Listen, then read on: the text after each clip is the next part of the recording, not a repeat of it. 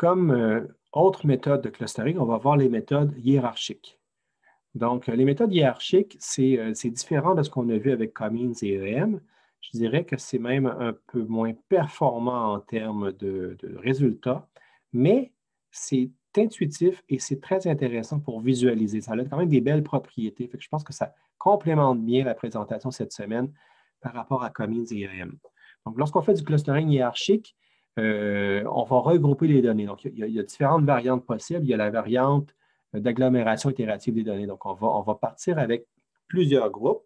Donc, on va avoir N groupes, un par observation. On va dire que chaque donnée est un cluster, un groupe. Et on va agglomérer les deux groupes les plus similaires un par un. Donc, ce qu'on va faire, c'est qu'on va prendre deux groupes, on va les fusionner ensemble. Ça crée un nouveau groupe. On va réévaluer ces paramètres comme le centre moyen. Puis, on va aller à la prochaine étape où on va fusionner encore une paire de groupes. Et ainsi de suite, jusqu'à temps qu'on atteigne un seul groupe, jusqu'à temps qu'on obtient un groupe qui englobe toutes les données. Donc, cette approche-là va faire en sorte qu'avec N données, donc, on va avoir N configurations différentes. La première avec une donnée, un groupe, en fusionnant un groupe à la fois, jusqu'à la dernière avec un seul grand groupe. Donc, ça, c'est l'approche, on pourrait dire bottom-up. On part de N groupes puis on fusionne.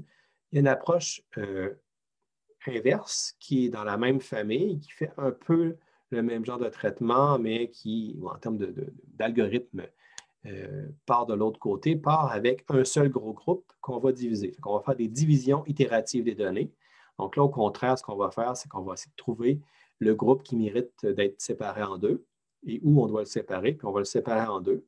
Donc, on va avoir deux groupes qu'on va avoir les plus différents possibles. Puis on va répéter donc la division sur tous nos groupes jusqu'à temps qu'on atteigne N groupes différents. Donc, c'est bottom-up versus top-down. Donc, la division itérative, c'est top-down. On part d'en haut puis d'un seul groupe qu'on coupe en petits morceaux. Le bottom-up, c'est on part de plusieurs groupes puis on agglomère. Je vous dirais entre les deux, c'est l'approche agglomérative qui est de loin la plus fréquente. L'approche de division itérative, elle peut être un peu plus inefficace en termes de données. C'est un peu plus difficile à gérer parce qu'il faut séparer, il faut trouver les points de coupure dans les groupes. Ça peut être assez costaud. Il y a des mesures de similarité pour le clustering agglomératif. Entre autres, on peut faire du clustering en lien simple. Donc là, c'est de dire de quelle façon on mesure la similarité de deux groupes. On se rappelle à l'étape 2. Donc ici, on parle d'agglomérer les deux groupes les plus similaires. Mais là, un groupe, ce n'est pas une donnée nécessairement. Ça commence avec une donnée, mais il peut en avoir plusieurs données par groupe. Qu'est-ce que la similarité entre deux groupes composés chacun de plusieurs instances? Bien, ça peut se faire en calculant, par exemple, la distance paire à paire. Donc, on a la distance entre deux groupes ici. On dit, bien, c'est quoi la distance entre deux groupes? Bien, c'est la distance minimale entre une donnée de chacun des groupes. Fait qu'on va dire XR, ça, c'est une donnée du groupe GI, puis XS, c'est une donnée du groupe J. Bien, la clustering en lien simple va regarder c'est quoi la distance minimale entre une donnée de chacun des groupes. Un exemple de ça, ça va être dire, supposons qu'on a notre premier groupe, on va avoir des X comme ça ici. Notre deuxième groupe va avoir des ronds comme ça ici. Ce qu'on peut voir, c'est que clairement, la paire la plus proche, c'est ces deux données-là ici. Ces deux données-là, ils ont une certaine distance. Mais la distance entre les deux groupes correspond à la distance entre ces deux données-là.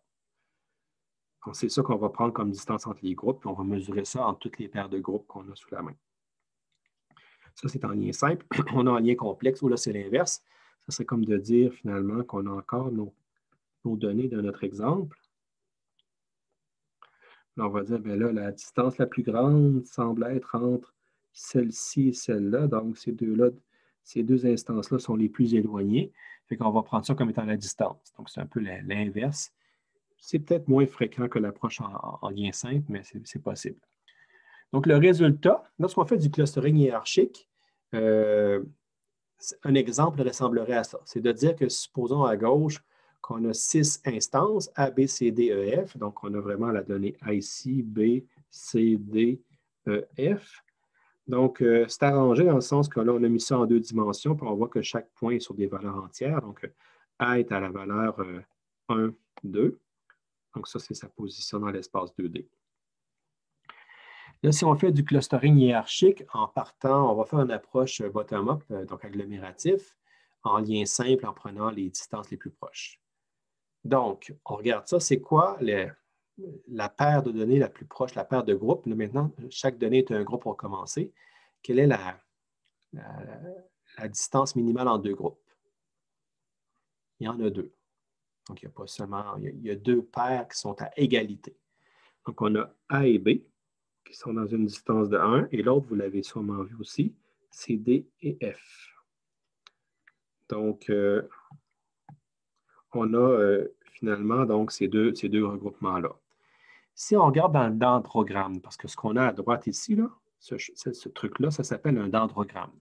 Un dendrogramme, c'est une espèce, c'est un arbre. Là, on voit l'arbre est couché, là. La racine est ici, finalement. Donc, une racine, puis ça descend dans un arbre. Donc, l'arbre nous donne un peu la façon dont les choses sont créées. Et la position, selon l'axe des X, nous donne la distance. Là, ce qu'on peut voir, c'est qu'autour de 1, c'est la distance entre deux groupes. On a deux paires de groupes qui ont été fusionnés. On voit qu'on a A et B qui ont été fusionnés et D et F. Donc, ces deux groupes-là ont été chacun fusionnés de leur côté en même place pour une distance de 1 ici. Donc, ça a créé finalement deux nouveaux groupes à partir de 4 groupes d'origine. Le groupe AB et le groupe DF. Et on a aussi en ce point-ci le groupe C et le groupe E. Donc, maintenant qu'on a fait AB et DF, quel est le prochain groupe qu'on va créer?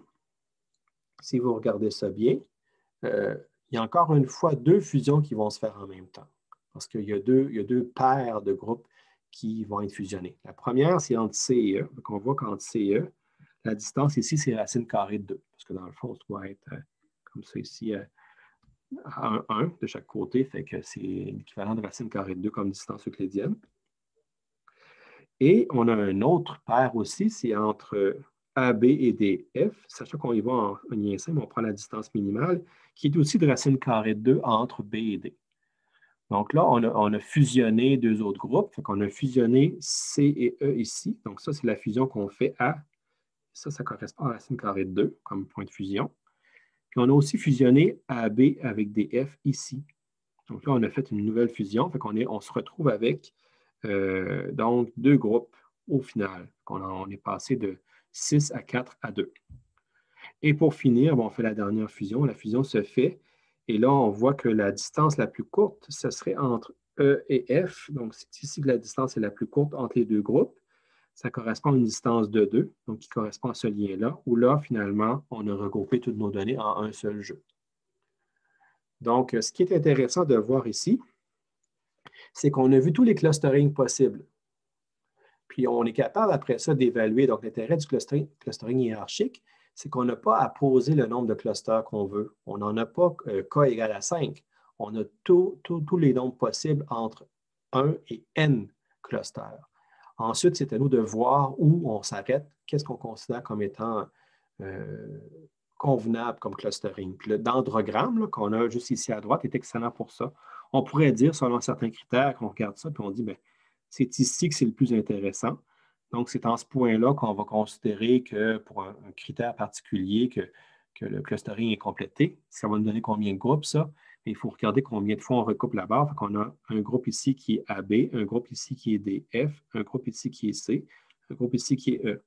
Si on coupe à ce point-là, c'est K est égal à 4. Donc, on a 4, finalement, groupes ici. Si on avait coupé ailleurs, si on avait plutôt coupé ici, disant, mais c'est ici que ça semble être le plus intéressant, là, c'est un cas de K est égal à 2. Et là, on a deux groupes. On a C et E ici et le groupe ABDF ici. Donc, ça illustre bien le fait que le clustering hiérarchique, c'est une méthode qui est intuitive. C'est une méthode aussi qui est très visuelle. Donc, c'est intéressant pour explorer, analyser les données. Ceci dit, si on compare à Cummins ou à EM, c'est beaucoup moins fort, beaucoup moins puissant. Mais des fois, on ne veut pas nécessairement avoir la performance. On veut pouvoir comprendre, on veut pouvoir analyser, on veut pouvoir explorer nos données, puis ça, c'est un outil qui est très bien pour ça. Donc, le clustering peut être utilisé dans différentes circonstances. Si on veut comprendre la structure de la donnée, ben, c'est très bien. On peut découvrir les similarités, on peut découvrir des groupes que la méthode qu'on utilise va nous fournir. Donc, ça, c'est bon pour ça. On peut donc organiser après ça les données par groupes similaires, possiblement élaguer, nettoyer les données, travailler seulement à partir de groupes, puis de décrire les groupes et non pas d'écrire les données individuellement. Ce qui est bien aussi, c'est lorsqu'on a identifié les groupes, on peut demander à des experts de nous dire qu'est-ce qu'il y a dans ces groupes-là, qu'est-ce qui caractérise chacun des groupes. Donc, eux sont possiblement en mesure de nous en dire beaucoup, de nous dire de quelle façon nos données se comportent, sont organisées. Et donc, c'est intéressant parce que les différents concepts présents dans nos données peuvent être bien identifiés et ensuite bien expliqués par les experts. Une autre approche aussi, si on veut faire des traitements quand même assez simples de nos données, on peut faire un pré-traitement où on va projeter nos données dans un espace des HI, par exemple avec EM, ou l'espace des BIT avec le Cummings.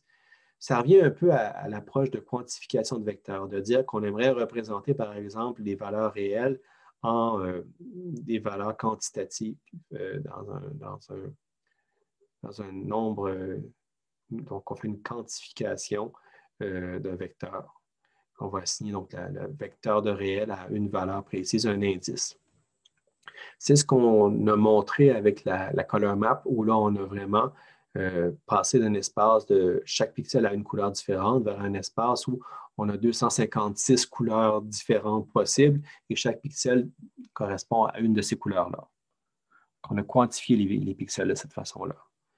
On peut vouloir faire la discrimination dans l'espace des HI. Ça, par exemple, on pourrait appliquer EM sur des données puis ensuite appliquer un discriminant linéaire. Ça se fait. Ce n'est pas la méthode la plus efficace en général, donc ce n'est pas quelque chose qui est conseillé. Dans certains cas particuliers, ça peut être pertinent.